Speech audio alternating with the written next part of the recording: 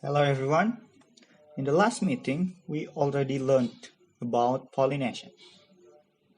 Let's recall the process. This process occurs in a flowering plant. Flower is contain the reproductive organ of a plant. The pollen grains are transferred from the anthers to the stigma of the same or different flower. Wind and insect pollination are the two main kinds of pollination. After you have understanding in pollination process, we are able to move to the next topic, that is fertilization of plants. Fertilization is the fusion of male and female gametes that occurs in the ovule of a flower to give rise to an embryo. So, what gametes are? Gametes are specialized cells which serve the function of reproduction. We find these cells in organisms that carries of sexual reproduction. And there are male and female types of gametes. And these two types of gametes will fusion and create zygote. Yes, zygote is the single cell structure formed from the fusion of the male and female gametes. The zygote further develop to an embryo. So, what is embryo on a plant?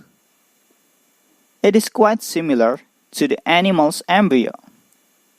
It is a structure that will develop as an organism.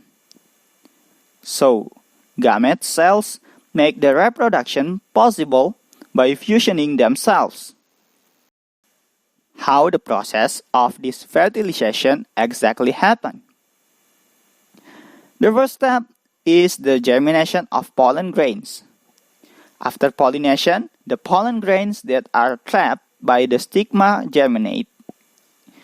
The pollen grows into a long pollen tube that extends down the style to enter the flower's ovary.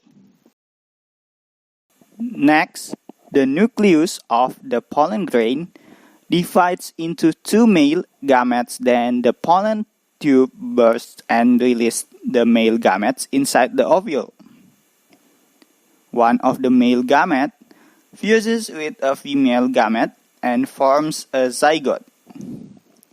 Zygote is a combination of a male and female gamete. The zygote divides many times before forming an embryo. An embryo is a baby plant that goes inside a seed. Finally, during the end of fertilization, the embryo is covered by a tough outer covering called a seed coat. After fertilization, several changes take place in a flower. For instance, the flower's sepals, petals, and the stamens dry up and fall off. Then the ovals, which contain the embryo, develop into a seed. The ovary grows bigger and ripens into a fruit. The skin of the fruit, or the pericarp, develops from the walls of the ovary. At this point, the flower completely becomes a fruit. Did you know?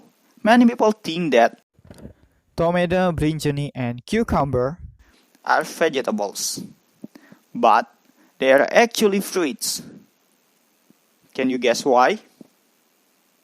Because they develop from the ovary of a flower and contain seeds. Did you know that almonds, walnuts, and pistachio are seeds? This is why they have a thick, dry, and tough seed coat. Likewise, peanuts, peas, and beans are edible seeds enclosed in pods. Almost all flowering plants produce fruit, but not all their fruits are edible, such as the fruit of sunflower.